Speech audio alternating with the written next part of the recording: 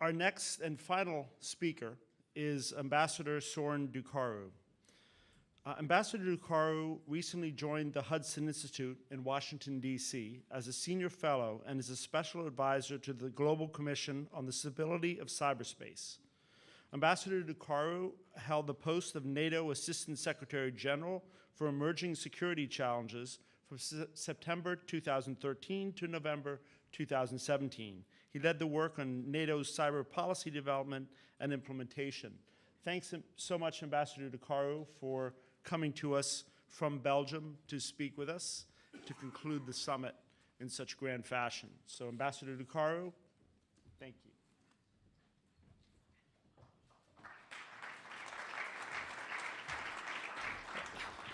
Thank you very much. It's indeed a great honor and pleasure to be back at the Billington Cybersecurity conference. I had the chance to participate in September at the American version. Now it's the international version.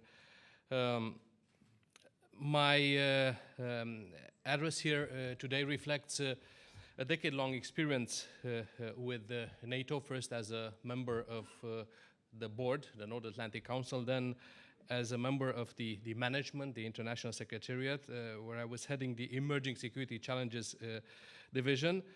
But it's kind of important to mention that my views today are those of somebody with the expertise in the domain and not necessarily speaking on behalf of NATO.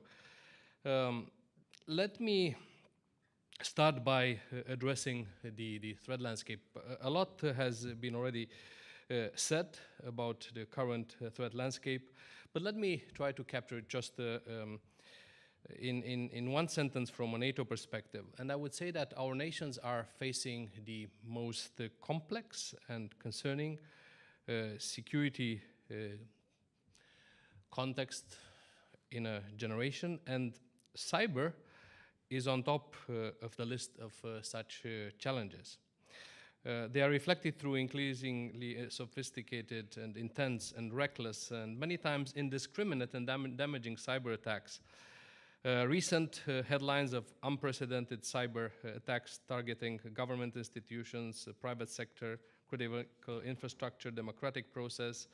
Also, their presence in hybrid crisis or confrontations, as well as in military operations, highlight the need for us all to step out our efforts on cyber defense in a comprehensive manner and taking advantage of the invaluable framework of trusted allies and partners.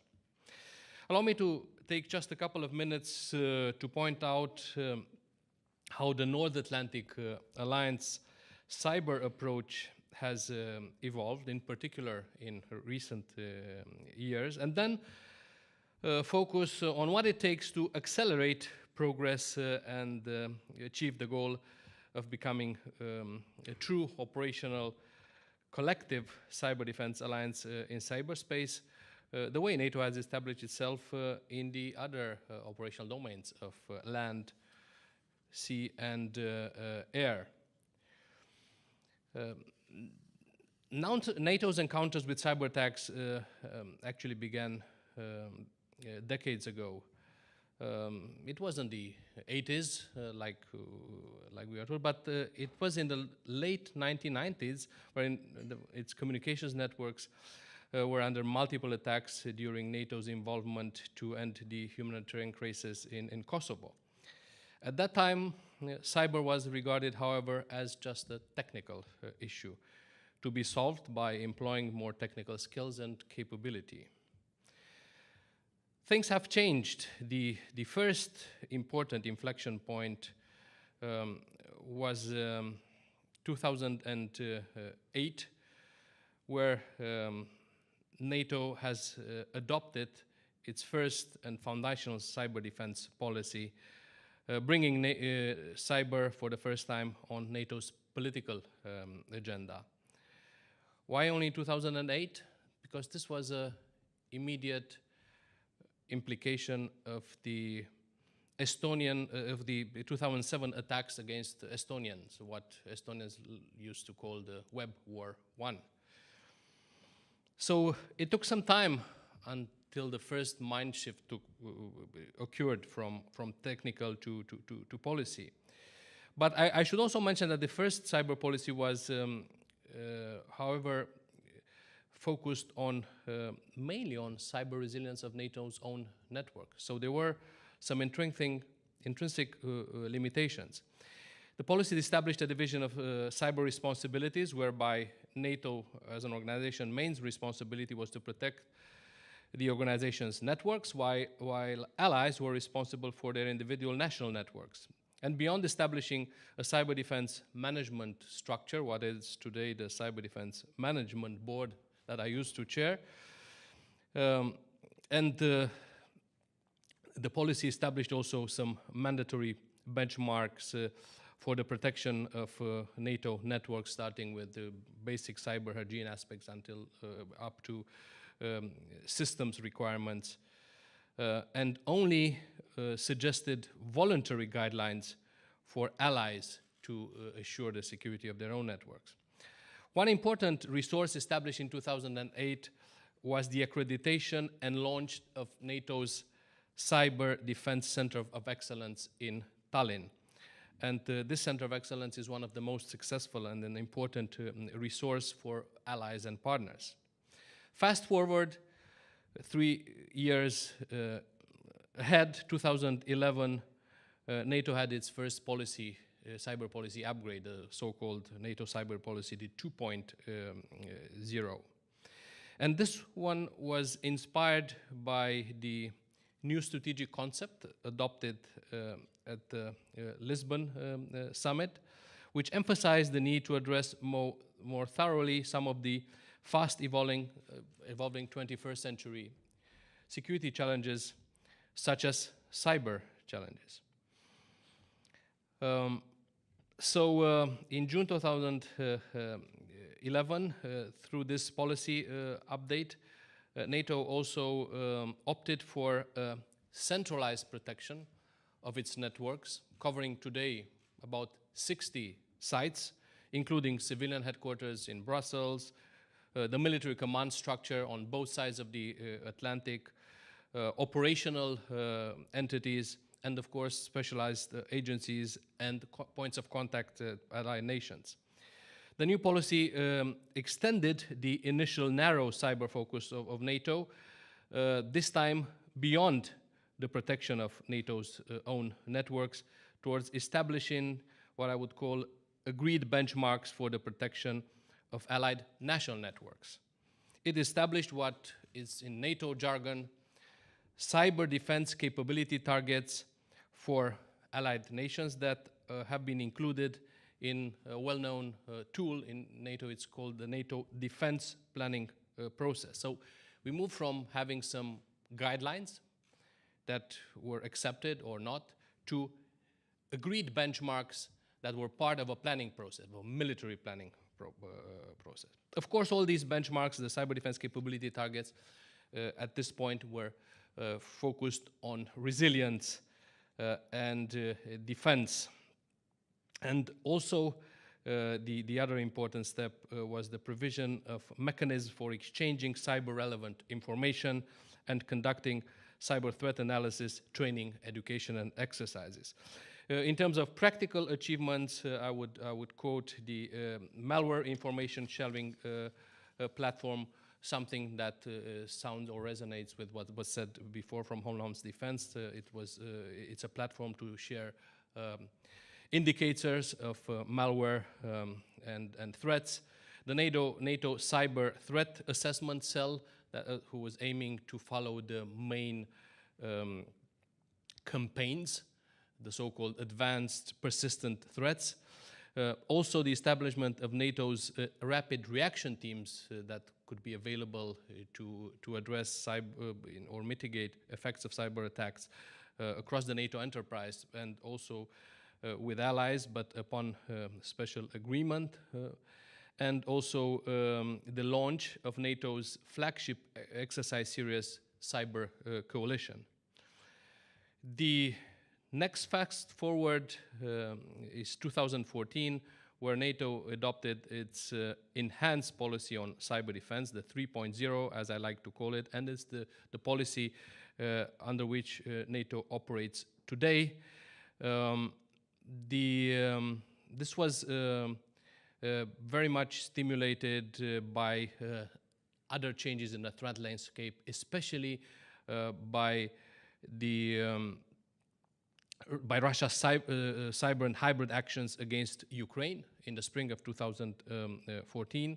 And this is why in autumn 2014, at the Wales Summit, NATO adopted this third policy that reflected an important paradigm shift in NATO's approach towards cyber defense. Why? Because first, it linked cyber defense for the first time with NATO's reason of being, with collective defense. This was not the case before. Secondly, because it recognizes, again for the first time, that international law is applicable in cyberspace, and also that there's a need of further development of norms of responsible behavior and confidence building measures to increase stability in this field. And third, because NATO evolved from focusing not just from its own network towards allied networks, but it decided to engage in international partnership with partner nations based on trust and mutual interest with international organizations and also with industry and academia.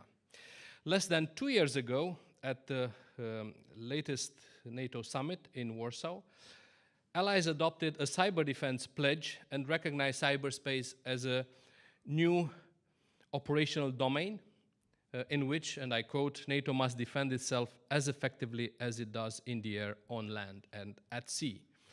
The cyber pledge was aimed at channeling strategic attention and appropriate resources to cyber defense as a matter of priority, given the growing complexity of the cyber threat landscape.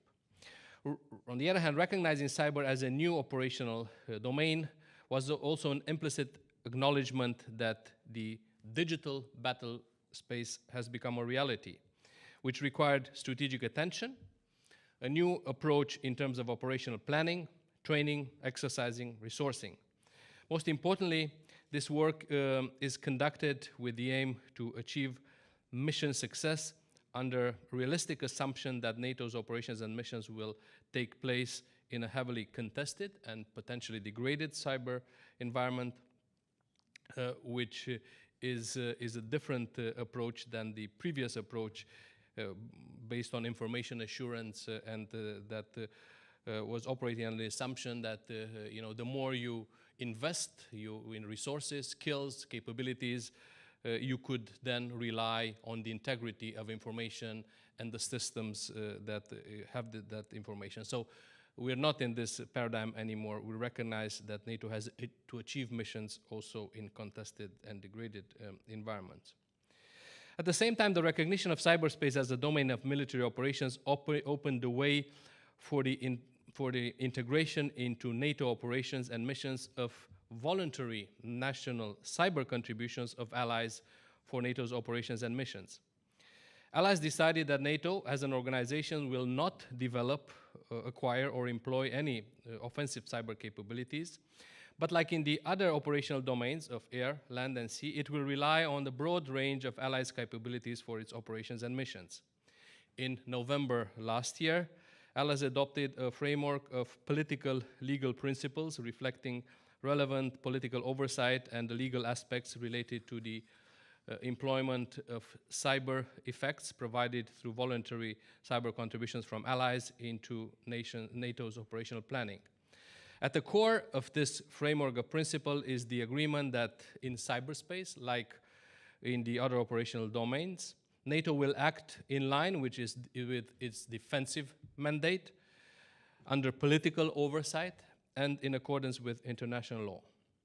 At the recent NATO Defense Ministerial just a month ago, Secretary General Jens Stoltenberg highlighted the Allied decision to set up a Cyber Operations Center as a key element of the new NATO command structure. This would be the first cyber-dedicated operational entity within NATO command structure. So looking back to these developments, I would like to highlight three aspects of this evolution. Number one, They were driven by the threat landscape. Number two, one can see both evolution in depth, but also in the widening of approach. First, from the focus from NATO networks up to allied cybersecurity and defense, and then engage with partners as well. And last but not least, the evolution accelerated in particular in the last 2 to 4 years. So it has been an exponential growth. So I would say that cyber policy development and implementation has been one of the most compelling examples of NATO's adaptation and modernization given the change of the threat landscape. Now looking forward, I would say that I would put the next steps that are in front of the alliance on the 3R principle: the increased resilience, readiness, and resolve. Resilience, of course, the ability to resist, withhold, absorb attacks.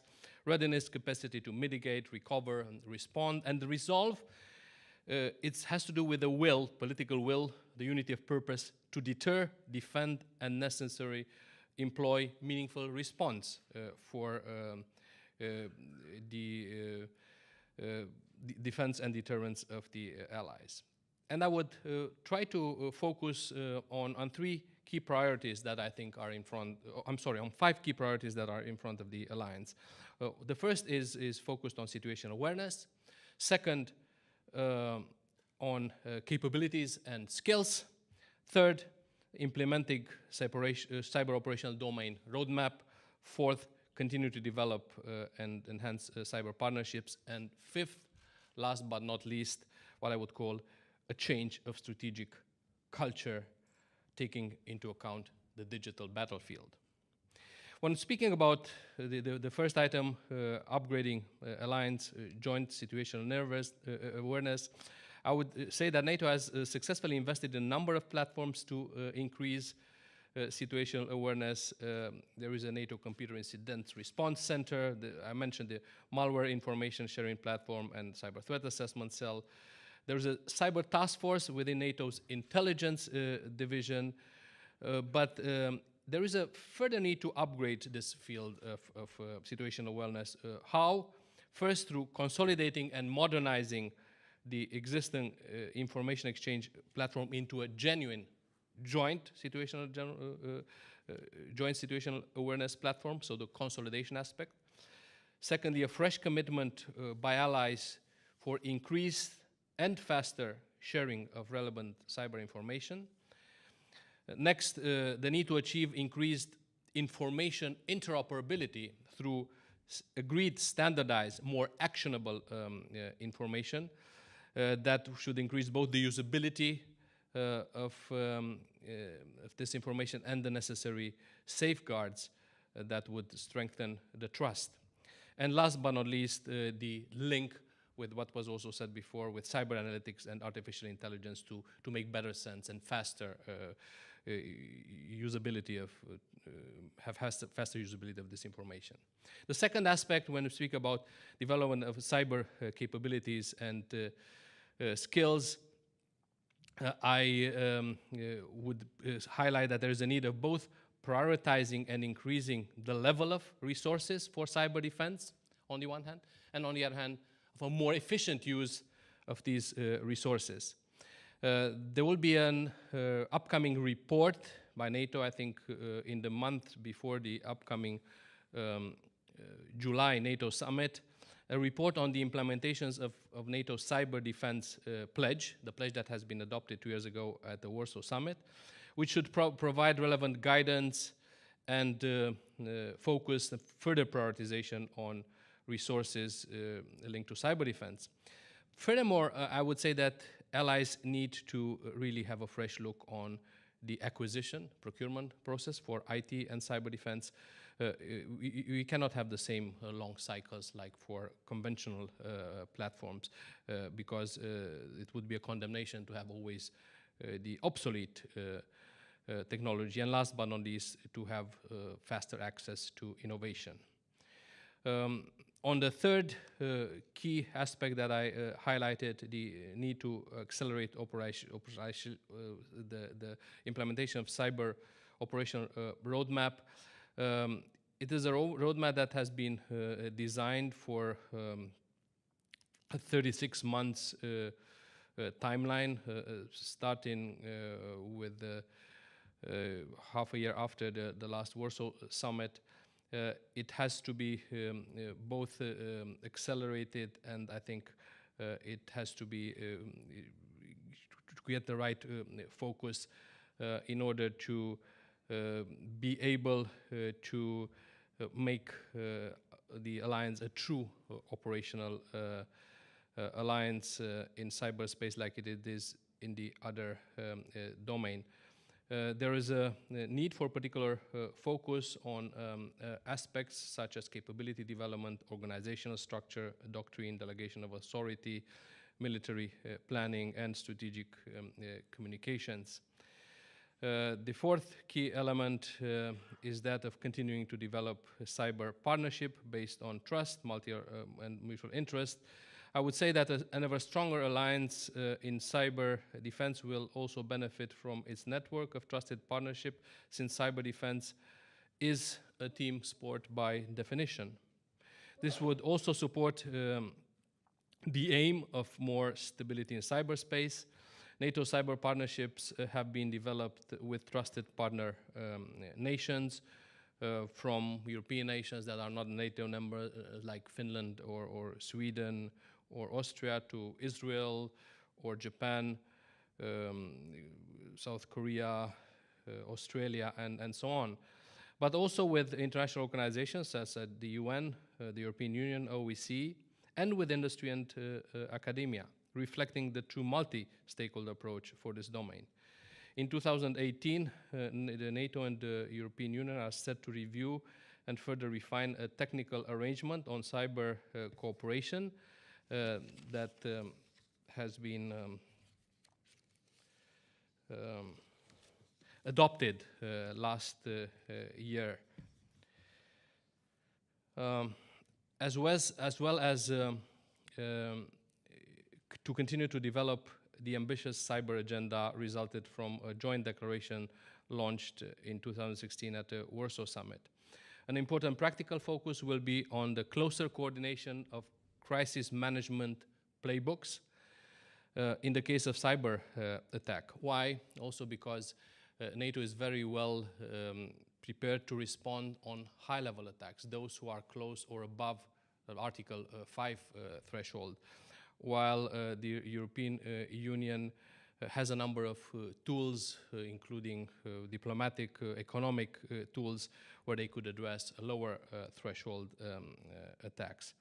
Through its cooperation with the United Nations, the OEC, NATO supports also the development of norms of responsible behavior and confidence-building measures aimed at the prevention or limitation of conflict and fostering stability in cyberspace. Let me come to my last point, the need for a change of strategic culture. It is somehow ironic that our security approach and defense planning is still so overwhelmingly focused on traditional capabilities linked to the physical world, while we are increasingly facing a digital battlefield. I tend to diagnose this as a kind of analog hangover, which needs to be overcome through more advanced cyber understanding, situational awareness, strategic analysis, and increasingly operation potential in cyberspace. It is a new world where the cyber frontline is all around us. We must improve our digital IQ and bridge the gap between technical and the policy dimensions of the cyber domain, particularly at the high level of political decision makers.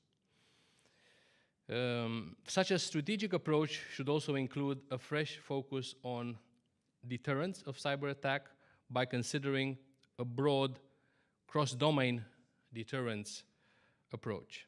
Cross-domain deterrence means that responses to cyber attacks could be met with a combination of diplomatic, political, economic, financial, cyber, or military punishing responses. Such cross-domain approach offers the advantage of flexibility, diversity, visibility, proportionality, and scalability,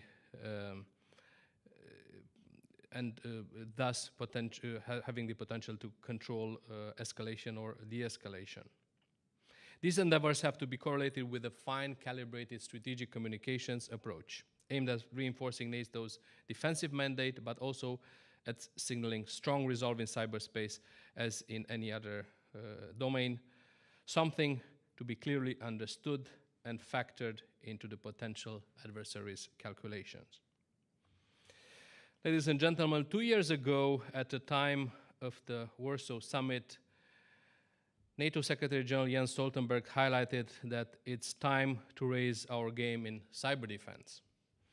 In an increasingly complex threat landscape where cyberspace seems to have become the front line or the domain of choice for international confrontation, NATO seems to be doing just that, raising the cyber defense game and shifting gears towards becoming a true operational collective defense alliance, the way it has established itself in the domains of air, land, and sea.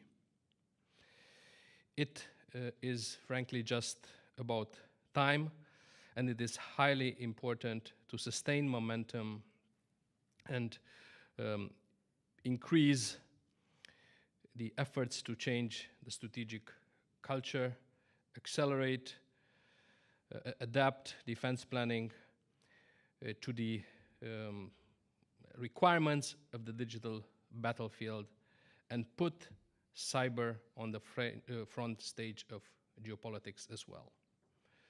Thank you for doing exactly this through such a conference, the Billington Cybersecurity Conference. And thank you for your attention. And of course, I'm also ready to use the couple of 3 minutes left for questions if you have some.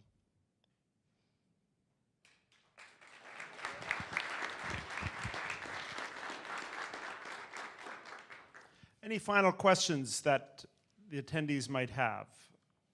Again, you can write them in a note card or come up to the microphone. Perhaps I could ask one quick one about securing high-value assets. And I know it's a high priority here in the U.S. government.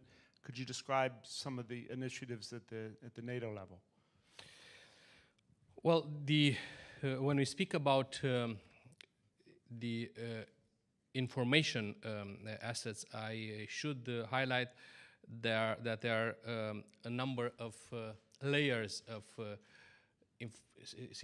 information security. There are business networks, those that are also open to the internet. They are under the centralized protection. They benefit from scanning tools and also some of cyber analytics to really depict the campaigns. Then there's a next level that has to do with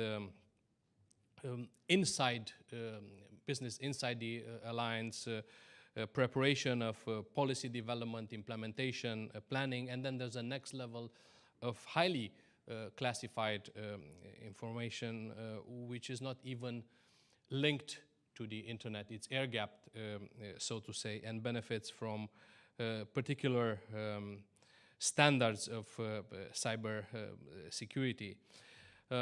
This has also to do with the kind of systems design, with the software that is employed to assure the security, and also with the skills of the people that are addressing them.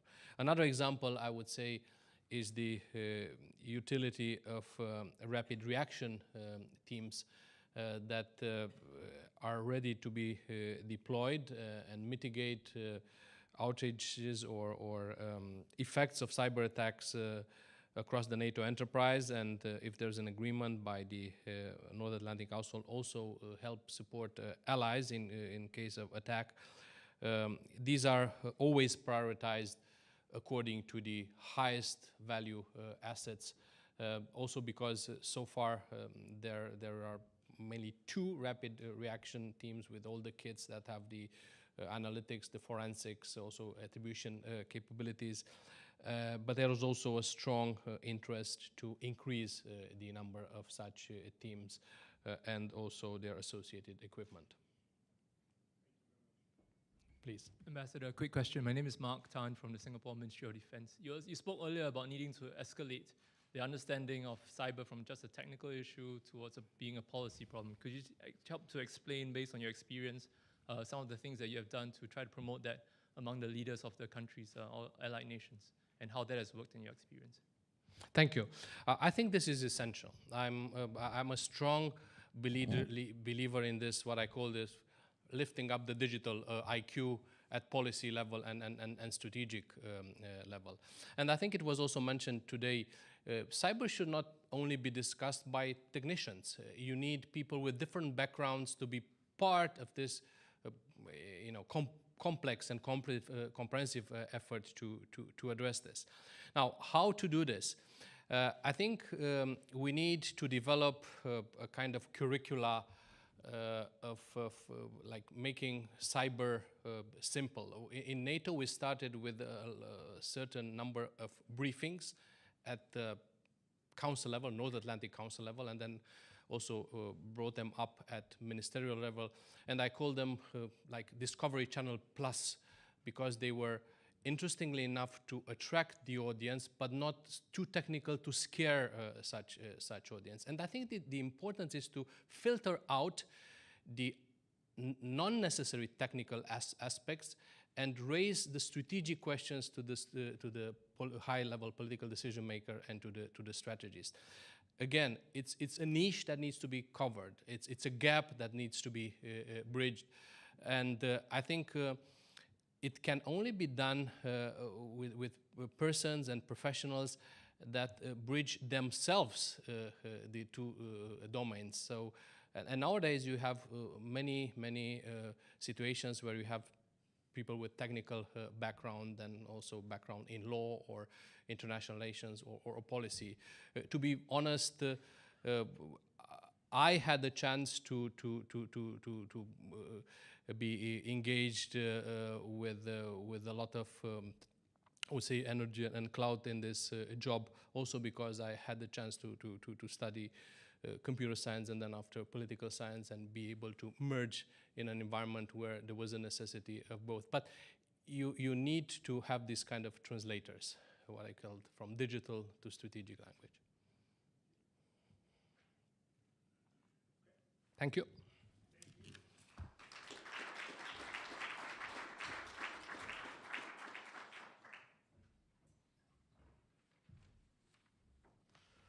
Thank you, Ambassador Ducaru, for a terrific conclusion to our conference.